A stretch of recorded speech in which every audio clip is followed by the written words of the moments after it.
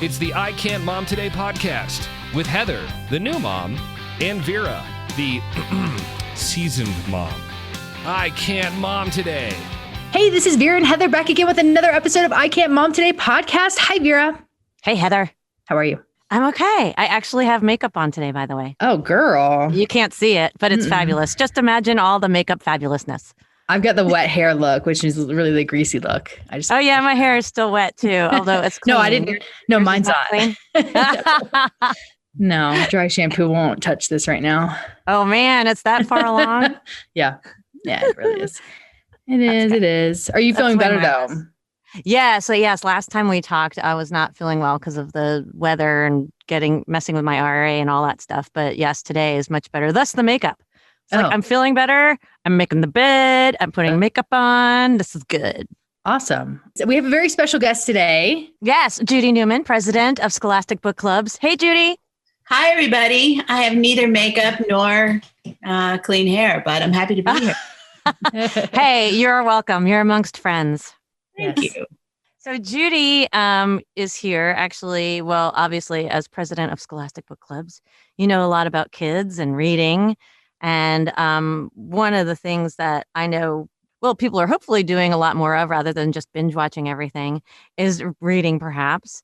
And I know too that it's always a goal to try and get our kids to read because there are so many benefits to it, which maybe we can touch on it as well as like, how do you do it?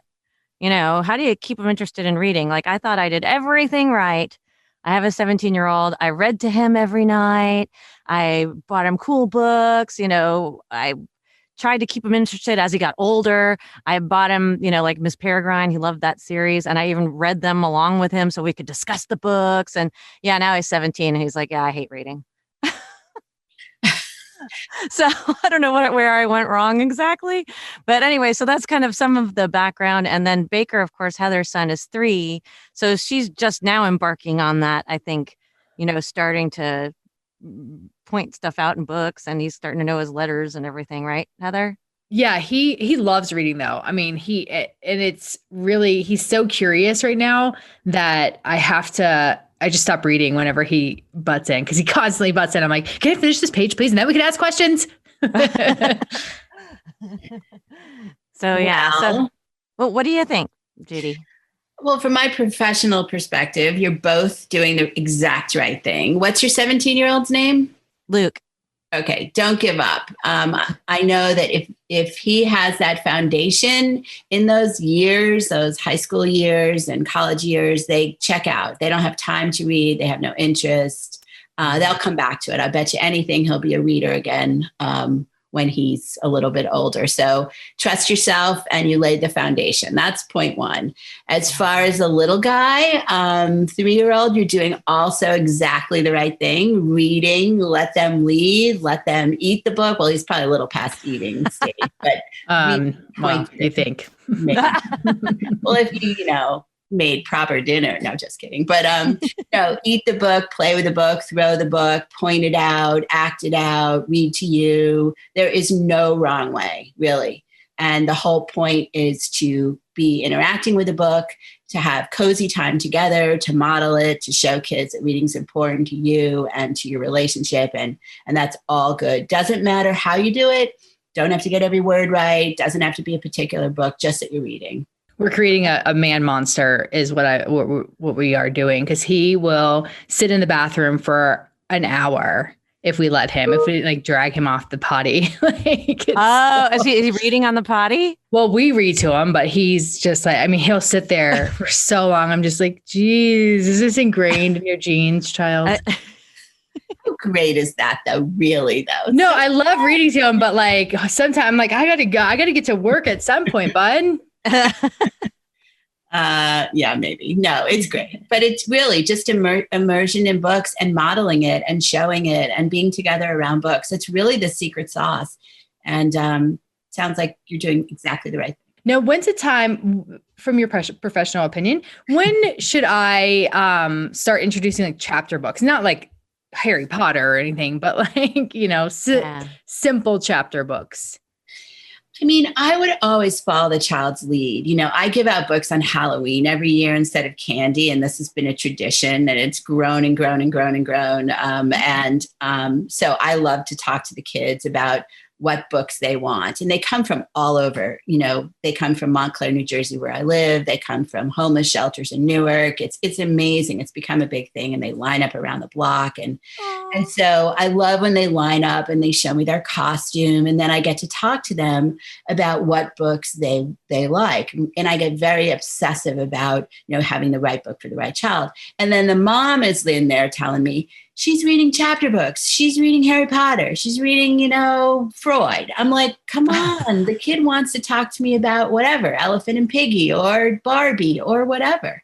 So I think the thing about reading and choosing books that the kids love is all about it. So if your child loves Harry Potter and wants to read it, because of course at 3, they're not reading Harry Potter, or chapter books, let them choose. And if they're faking reading it, but it's like toilet training, you can't force it. It happens when it happens. And I think just following their lead is the best idea. Yeah. It's too young to introduce them to 3. Here's my answer to that question. It's too young for your 3-year-old to have chapter books because, first of all, a big part of the experience at that age is the pictures. Yeah. And a lot of chapter books don't have pictures. So you want your little guy to interact with the pictures, to point out, what he's seeing in the visual story. Mm-hmm. So I wouldn't jump to chapter books. Okay. It's funny. I literally remember when I think it was like 3rd grade. And my parents, they were always very strict on not spending, my father was a little on the tight side. So anyway, we had a very strict limit on getting books, like ordering books from Scholastic Book Club. And I think it was 3rd grade. And for some reason, I can't remember why, my dad let me splurge. And I bought like 5 books. And I was just like, I've just thought that I was the richest little kid in the world with 5 books, and I still really liked picture books, which was we're really behind where I should have been, which, who knows, I'm self-shaming myself in 3rd grade, but I got one book that was a chapter book and I wish I could remember what it was. And I remember thinking, oh, I didn't realize this didn't have any pictures, right. But I went ahead it's the book with no pictures. And I remember I went ahead and read it and absolutely adored it. And then after that, it was like, there's no stopping me. I didn't care if a book had pictures, no pictures. I didn't care. I was reading like crazy after that. It was almost like something clicked, But listen to that story. That's perfect. If we could bottle that, we wouldn't have a problem. It was a special thing to order the books. Your dad let you have a little bit of extra money to do it. You bought 5 books. You can remember it all these years later. Wow. It obviously has a place in your heart, and you sorted it out, and you led yourself to chapter books, and now, you became a reader. So that's the exact way that we hope it works. Yeah. So letting, I guess, like you're saying, just don't feel, because we all feel as moms, and that's kind of the running theme in a lot of our podcasts is, as moms, we feel all this pressure like, oh, well, my child was sitting up at so many months and my child was, you feel like you have to meet all these milestones. So it's okay. Don't freak out if your kid is not where everybody says they should be exactly. Oh my goodness. I have a daughter, and she just had a baby on September 4th. Sophie Aww. Ray. She is the bringer of joy in the midst of all this global pandemic. And I am listening to what she goes through with the peer pressure and the internet pressure and the milestone pressure. And I'm like, what? It's unbelievable. Wow. And I can only imagine with social media and everything too. And like you say, what your child should be doing, how much they should be eating, how much they should be sleeping, how much they should be blinking their eyes. I'm like, really? And I'm a generation away from her, obviously, but I'm not that old. And it's like, oh my goodness, why are you putting so much pressure on yourself? So I agree with you. Just follow the kid's lead, and it's really true with reading. Well, I love your tradition of giving out books at Halloween. I think that is such a cool idea. Do you have a suggestion if somebody, I mean, I know you said that you want to try and give specific books to specific kids, but maybe there's a few books that you can just generally have on hand in case you wanted to do something like that? Yeah, I did it because I love to give books to kids, and selfishly, I love to chat with kids about books. So it was I'm a little bit more comfortable with kids in general than I am with adults. So yeah, I mean, and also it depends. Well, Halloween, always there's Halloween tie-in titles because, it's sort of although some families don't celebrate Halloween, so you have to be a little careful, but like Room on a Broom, by Julia Donaldson, which is a rhyming, it has a lot of cadence. That's a fun book about a witch who kind of lets everybody on her broom, makes room for everyone. So it has a really nice message. Because also you want to have books that have nice messages, but aren't like too preachy and pedantic, because who wants to read that? So that's a good one. We have like the Wonky Donkey came out, and now there's the Grinny Granny Donkey, the new one. What? Yeah. I love the Wonky Donkey. The Wonky Donkey is a great publishing story, honestly, because it was published like 1,000 years ago in Australia, and it was a huge bestseller in Australia. And our Scholastic Australian colleagues would say to me, like, sell it in the US, sell it in the US. And we tried, and there was a song, we did the whole thing, but it wasn't an American story because it's kind of actually wonky. It's about a donkey who's kind of a three-legged mess. But he's really beautiful, though. But then the Scottish granny, who you've probably seen on the internet, she read this book to her baby grandson. And she's got this smoky voice, and she could not stop cracking up. And so this thing went viral, and this book now became a huge bestseller. And so wow. Watch the granny video. She'll really make you laugh. And now we have a series, of course. So we had the baby Wonky Donkey. Now we have the Grinny Granny Donkey. So I have to get these books for a baker now. Yeah, you're behind, Heather. I know. We have the Wonky Donkey. Listen, I'm that one step. How about if you want to throw in, sorry to interrupt, if you want to throw in a little, whatever, stuff's going on in the world right now. So Ruby Bridges, you're probably seeing her all over the internet. On the 14th was her 60th anniversary of integrating the Friends School in New Orleans. And she's an icon, civil rights icon. She was a little teeny girl who did this, and so the story of Ruby Bridges, it's just a lovely picture book. And it's a great way to, introduce little people to, and older kids too, to the story that was really pretty significant. So there's all kinds of books for all kinds of. No, I love that. Well, then also too, you have a series of books, right? Bobs and Tweets. I do. Yeah. So tell us about Bobs and Tweets. I got tired of seeing kids who were like, probably not your guys, but like we lose a lot of kids around second and third grade because they're okay with picture books, but then they're not good readers. And so the good readers zoom on to the Harry Potters, and then half the kids are left behind and they get intimidated and they feel stupid and they don't want to read. And then it becomes a vicious cycle. So those are always the kids in my heart. So I said, okay, I want to create. And they don't want baby books, right? But they don't want easy books that are too silly and insipid. So I thought, okay, I'm going to create a series of rhyming chapter books because rhyme is helpful. It's like music. It helps you read with two families and make these chapter books, easy chapter books for kids who weren't great readers, but wanted some quirky stories. And so there's the slobs or Bobs who are slobs and the Tweets who are neat, and they move across the street from each other. And they have sort of, wild-ish adventures, like the Bobs drive the jet ski into the community pool, and the Tweets are like super neurotic and they have bikes. And so it's a little quirkier than your normal, sweet story. But the youngest member of each family is opposite from their family, because I'm also fascinated by this issue of, when kids go to school, what's going on at home and what do they have to share and hide and whatever. So anyway, so they're supposed to be funny. They rhyme. And we're on the 5th book in the series. It started with Meet the Bobs and Tweets. And the latest one is called The New Dog in Town. It was just published yesterday. And we've expanded the community.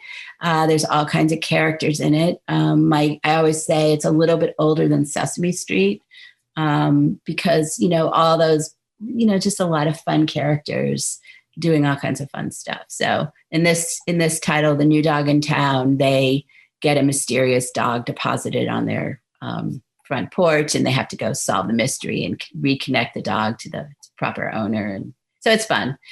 And we do songs and audio plays and all kinds of support stuff to go along with them. Oh, that's really When cool. when a dog shows up on your doorstep, you're not just supposed to take it in and just claim it as your own? Well, you can, but they have a dog already, Chopper. And there was a note that, so they were intrigued. What should they do with this dog? Oh, interesting. Wow. Mystery. It was There fun. is. I love that bobs are slobs and tweets are neat. I think that's just funny to me in and of itself. Yeah. It's fun. They're fun to write. I mean, they're super fun to write. So that's always, a joyful part of my day. Yeah. Oh, and we're actually going to give away a 5-pack of your books, the Bobs and Tweets. We're going to say it now, but there's going to be, a certain, we'll post it. It's going to be on your Instagram, on Judy's Instagram. What's your Instagram, Judy? Judy Newman at Scholastic. Okay. So Judy Newman at Scholastic. So you can look there, and that's where you enter to win the bundle of the 5 Bobs and Tweets books, which will be really cool. So I wanted to mention that, make sure, again, I'll put a lot of this in the show notes so we can find that there, but I wanted to make sure we mentioned that before we went past it. Mm-hmm. So great. Thank you. And then too, since we do have, it's kind of an extension of my question earlier, like for Christmas, or the holidays in general, giving books, what do you find are the more popular books again, and maybe in like sort of kind of some age ranges, Well, for a little bit older kids, and not even so much older anymore, but Dog Man, Dave Pilkey is a rock star. And there's a Dog Man, the latest one is called Grime and Punishment. And that's fantastic. But he has a new series launching on December 1st, which is perfect for the holidays. It's called Cat Kid. And it's about, it has art and drawing and characters and humor, and kids are going to love it, love it, love it. Ooh, so fun. that goes on sale December 1st. And there's a beautiful new picture book called All Because You Matter. And that's out from Scholastic Trade. We have new titles. Let me see what else is going on. There's a new Diary of a Wimpy Kid for older kids. No way. Oh, my son used to love those. Yeah. And it's called, I keep saying Pool Party because it's, we did a video that's on YouTube, which kids can see, which is kind of amazing. Cool. Yeah. It's called The Deep End. And it's a great book, and kids love Jeff Kinney, and you should go on YouTube and see the free fun pool party. He did a whole 45-minute segment for kids because he really feels that kids are under so much stress right now. He just wanted to do something fun. Yeah. For younger kids, my favorite book right now is called Ruby Finds a Worry by Tom Percival. And it's a wonderful book about a little girl who has a big worry. And only when she meets another little boy who has a worry, they talk about it and their worries dissipate. And, it's a big topic, but it's told in a very fun and, easy way. Very important. That's so sweet. Now, what would be the age range for that one? I mean, this is a picture book, but as we were saying earlier, I think it can really be like 3 to 8 or 9 years old. It's such a universal topic. Well, gosh, there are a lot of worries in the world right now. So there's a lot of worries, and talking about them is super important. So. Yeah. Even when you're little. There's a new, the new big book from Trade called The Ichabod, which is J.K. Rowling's new compilation story where she put together a story and all these children illustrated it. That's coming out any minute now, I think. So ooh, exciting book for, I think, all ages, honestly, like second grade and up, perhaps. Could be read aloud for families. Peter Reynolds is a fantastic picture book guy. He has books called Be You and The Word Collector. I could just go on and on and on. So stop. I love it, though. No, that's great. I love that because, again, like I said, I do still remember, and I remember getting the little, pamphlets. Of course, now it's probably all online, but from school when Scholastic book clubs would be having their regular sale, and looking through and just thinking, ooh, I want that. Ooh, I want that. Well, my sister lives in San Francisco and her kids are younger than mine. And she's like, are you still doing those paper flyers? And I'm like, yes. So the paper flyers are very much still working. Wow, that's so cool. There's one more category of books that parents should look at, which are graphic novels, and they're all over. So for like the Babysitter's Club, which maybe you read as a kid in the novel format, now they're in graphic novel format. They're fantastic. There's a new series. There's also Zen Shorts coming out, a remake of that book by John Muth for picture books. But graphic novels are a really good category, very versatile. And they're real reading. Some parents go like, oh, they're comic books. That doesn't feel like reading to me, but it is real reading. So again, I urge parents to look up some new titles there.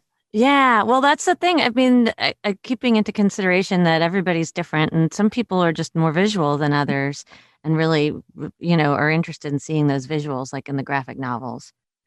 I always say to parents, you and your friend and your sister or brother, you don't all like the same things. You don't like the same books and you don't want anybody to tell you what to read. So why not bring that same, approach to kids? Like they want to read what they want to read and what they like and what reflects their personality. So that's awesome. Well, okay. Now I do have a question and this, I might be putting you on the spot here. Okay. My son, they just started Shakespeare.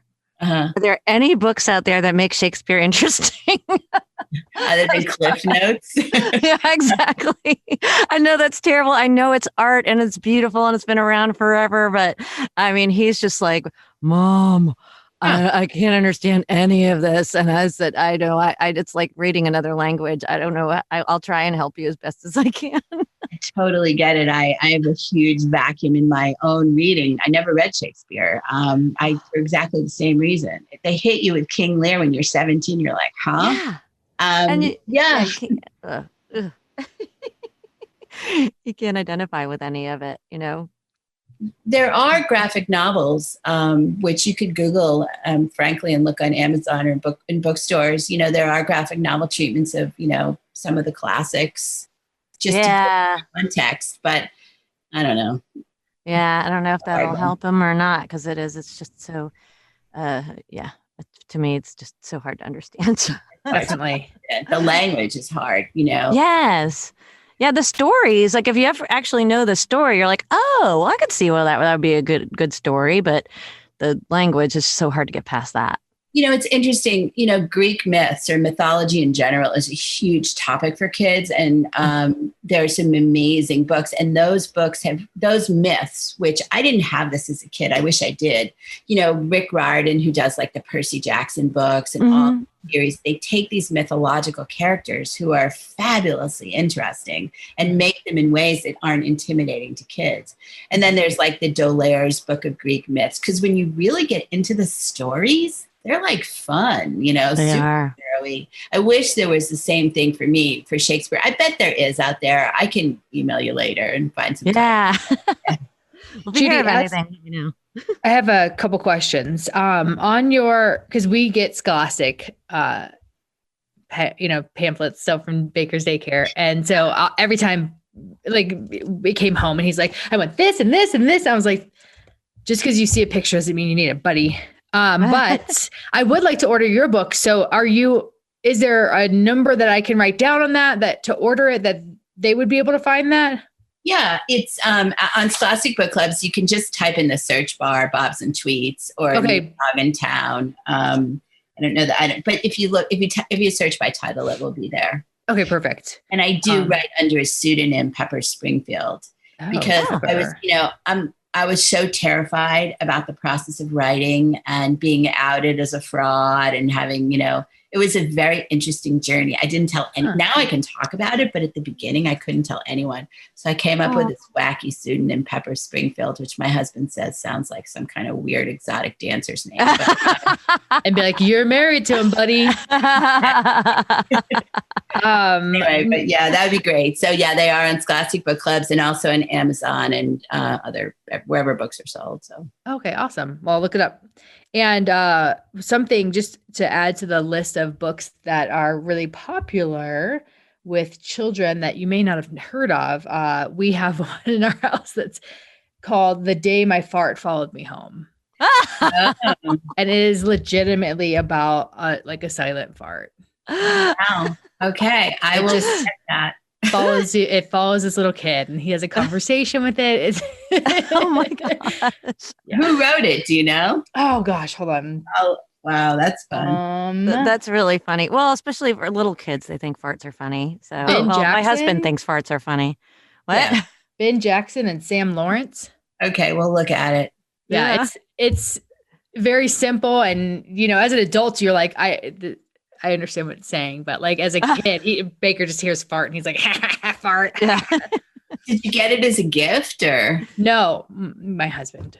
Okay, but that's great. No, He found it. No, I was like, really? We're buying this book. that's great though. I mean, just to like take the temperature a little more highbrow, there is a book that, maybe some of your moms or, families listening, dads or grandparents or whatever, there's a book called A Good Time to Be Born by Dr. Perry Class. And it's just a fascinating read about children today. And I just highly recommend it. It's just not for kids, but it's just a really interesting book about, for people who are interested in parenting and the history of children, and just highly A Good Time to Be Born. Let's write that down. That's cool. Now, how many books a week do you think you read, Judy? I'm reading like 10 books at a time every day. And honestly, I love a good like adult rompy read too. Oh, yeah. I read a great book recently called The Most Fun We Ever Had, which was an adult novel, just fun. I just finished a book called Beach Read. I have a stack of adult books on my nightstand. And I've given myself permission not to finish a book if I don't like it. Or, when I was a kid, I felt this compulsion to finish it. So I gave myself to do that anymore. And then on the kids' book side, I mean, I'm literally reading 10, 20, 30 books at a time. We have a weekly blog through Scholastic Book Clubs called Judy Newman at Scholastic.com. And we feature a book each week for $1. Which is amazing. And we create all this content, author interviews. We have the book boys, who are 4 guys at Scholastic who dance and sing and make music videos about the books. Because again, you both have boys, and we want to make sure we're modeling for boys that it's cool to read. And we do this every week. And we just did a book called Yasmin, the Superhero. And this coming week, we have a book called Pie by Sarah Weeks. So that's fun to check out, and parents can order those books for $1. That's which are awesome. Really bona fide books. So I'm reading all those forward and backward and at the same time. Wow. Yeah, you're busy. Just a tad. Well, there's worse things you could be doing than reading kids' books all day. So. That's very true. Very good point. Absolutely. Well, how do you compartmentalize the books down? And because I feel like I would get confused, even with reading a nonfiction and a fiction book together. Yeah, I don't know. You just keep at it from different angles. I just look for different ways I'm always looking for a hook. Because there's 1 million books published every year, 1 million, and about 400,000 of them are kids' books. Wow. So there's a lot of books out there. So it's always trying to find the way to connect a kid to a book or a teacher to a book. So I'm always looking for the hook. So if it's nonfiction, like I said with Ruby Bridges, I'll hook onto that. Or, a Pie by Sarah Weeks, we're talking about sort of a Thanksgiving tie-in. So you're just always looking for a hook, and that helps me keep it all straight, I would say. Okay. That makes sense. Well, Heather? Well, Vera? Any more questions? I think I have a long list. Like I was sitting here like taking different books to read or to buy. So I have a list that adds to my gigantic stack back here that I'm still not touching. I've gotten really into audiobooks, and I'll listen to them a couple times because I'll miss things. I was just about to say audiobooks are great. They really extend. I mean, in the old days when I was commuting in my car all the time, I got a lot of books under my belt that way, but it's great. You can like do stuff, cook, whatever, while you're listening. Highly recommended for busy moms, really. Yeah. And listen to it at advanced speed. Yeah. True. That's key. Isn't this crazy that we have why are we all so fast paced? But anyway. Well, it gets through it faster. But I understand, but why are we do it? Yeah, exactly. Everything has to go so quickly. Because there's so much, because there's a million books published every year and you want to read them all. That's why. That's for me. Right. You're right. I know. Slowing down is not an option, but it's sort of fun too. Yeah, for sure. Well, thank you so much, Judy, for all the recommendations and the books and the insight and the awesome giveaway that we're going to include in the show notes. And if you have anything else that pops up after after we record, and just hit, email us, let us know. We are happy to include everything. We can include Thank you. And I just encourage everyone listening, spend some time with your kid reading in whatever form, especially over the holidays, and really just enjoy a good book. It's a lifelong investment in your child and your relationship with your child. So definitely. I love that. Well, and if you want to get in touch with us too, of course, it's I Can't Mom Today podcast at gmail.com, and I Can't Mom Today podcast on Facebook, on Instagram, Twitter, everywhere. YouTube. Can't forget YouTube and TikTok, which and our website.